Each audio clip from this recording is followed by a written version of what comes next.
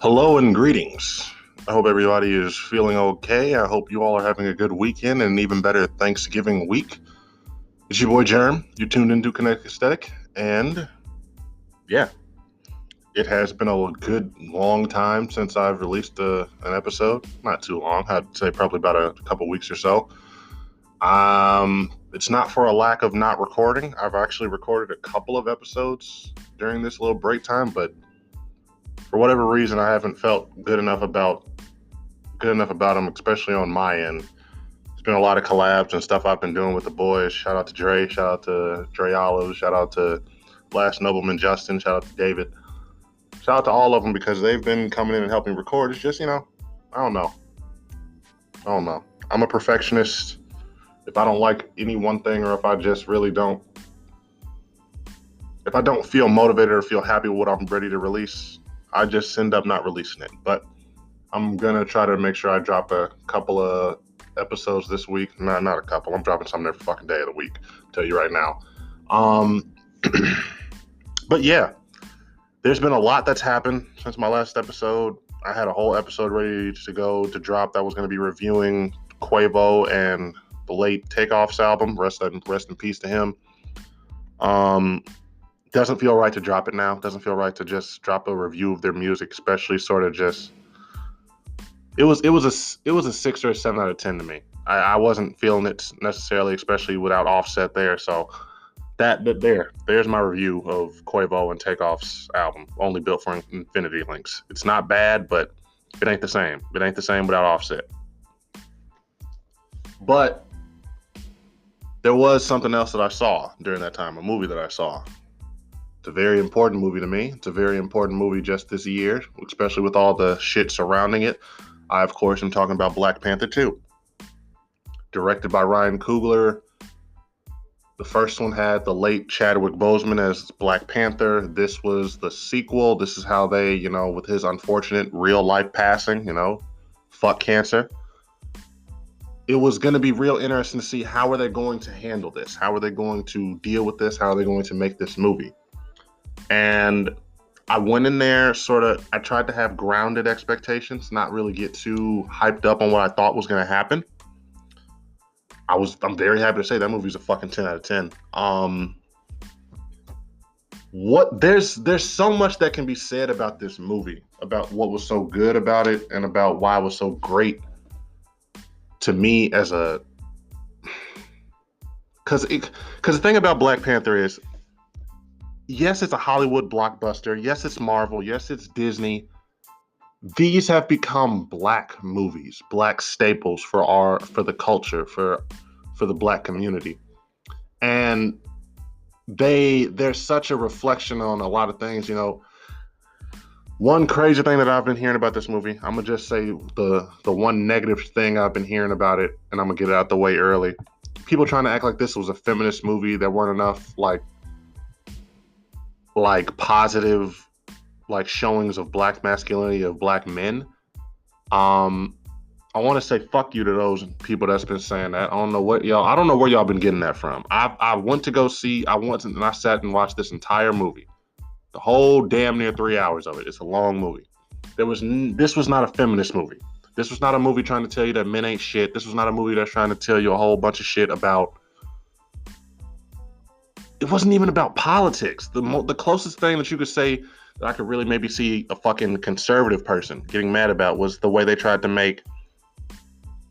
And not even they didn't do what they could have done, trying to make these colonizer ass countries out to and showing how fucked up they are.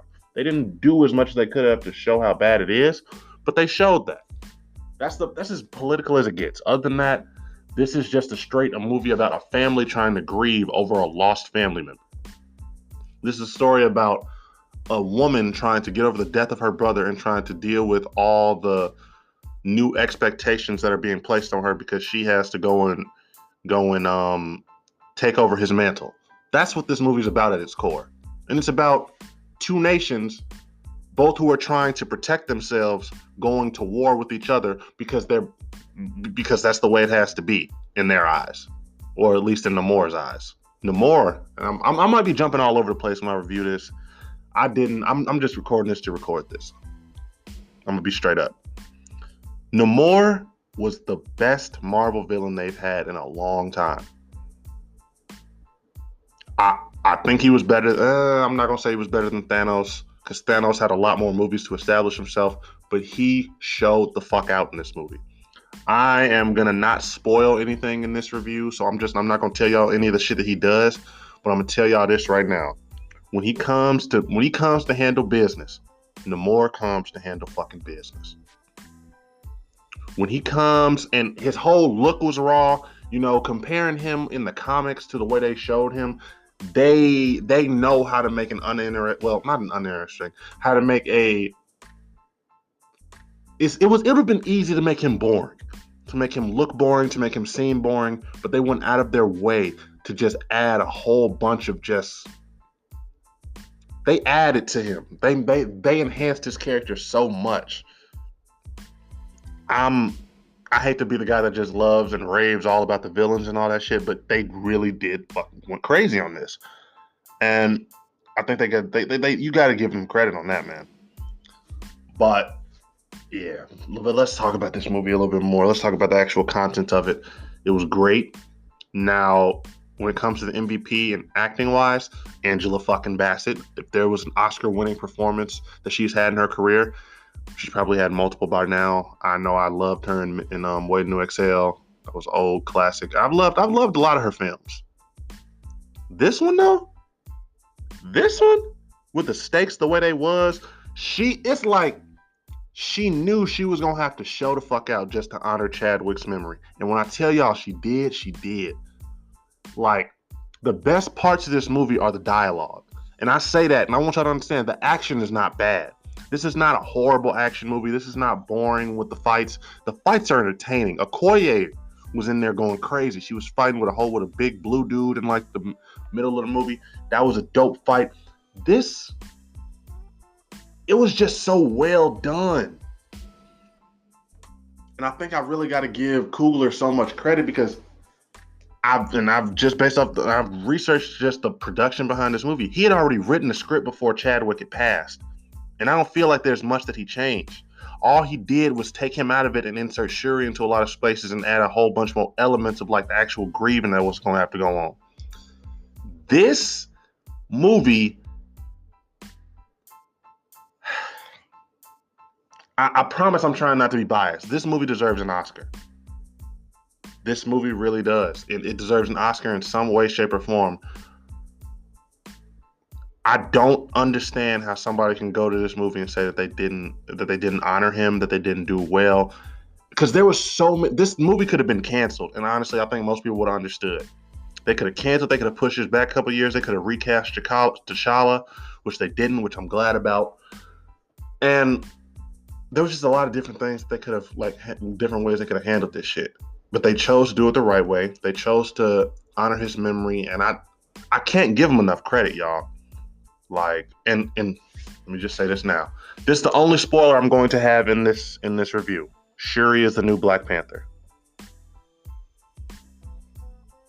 Shuri is the new Black Panther. She snapped. She did great. The best scene overall. Now, I know I said Angela Bassett was MVP, and she was. But the best scene of this film overall was between her and M'Baku. It's right after she takes the herb. She goes and she actually sees somebody in the ancestral plane that you wouldn't be expecting her to see. And it was fucking great.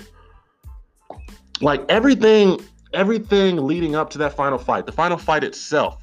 Well, the final fight between Black Panther and Namor was good. The other shit was actually not, the more I think about it.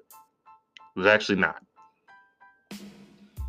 But everything just about that lead up to that was so perfect. It was the way they were handling the dialogue, the conversations.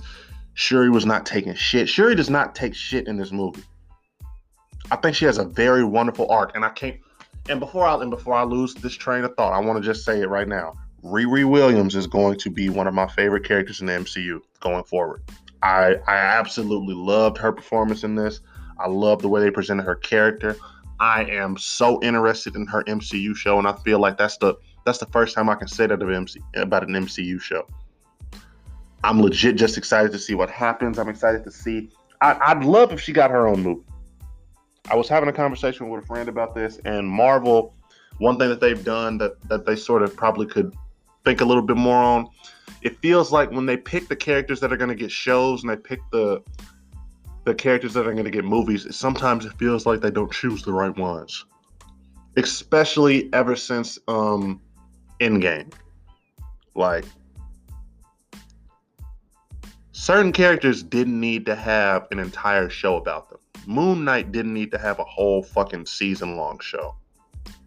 And I'm not saying that the characters can't have these shows and be good. What I'm saying is, I feel like some of these characters don't need origin stories. They don't need origin stories where we see a whole season of them just coming to terms with their role as a hero in the world. We don't need that.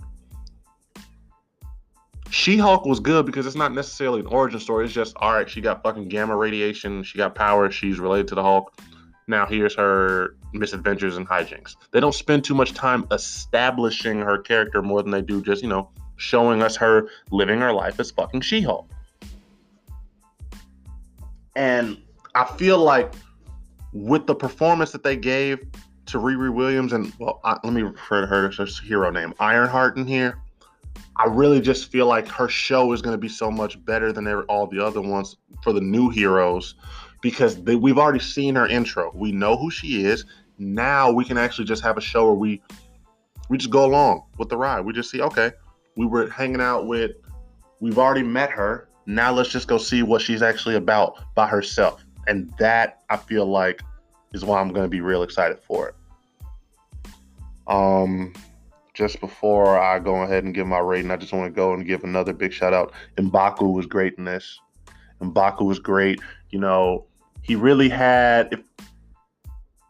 This is such a... It's really just side characters. And, without T'Challa, I feel like I'm butchering that name, so I apologize. But with him gone, it really shows you just how many of the side characters and most important characters are women. M'Baku held it down. I feel like I didn't feel like the movie was missing any black male energy because we had enough of it. M'Baku did what he needed to do. He came through. He was a strong... He just played his role perfectly.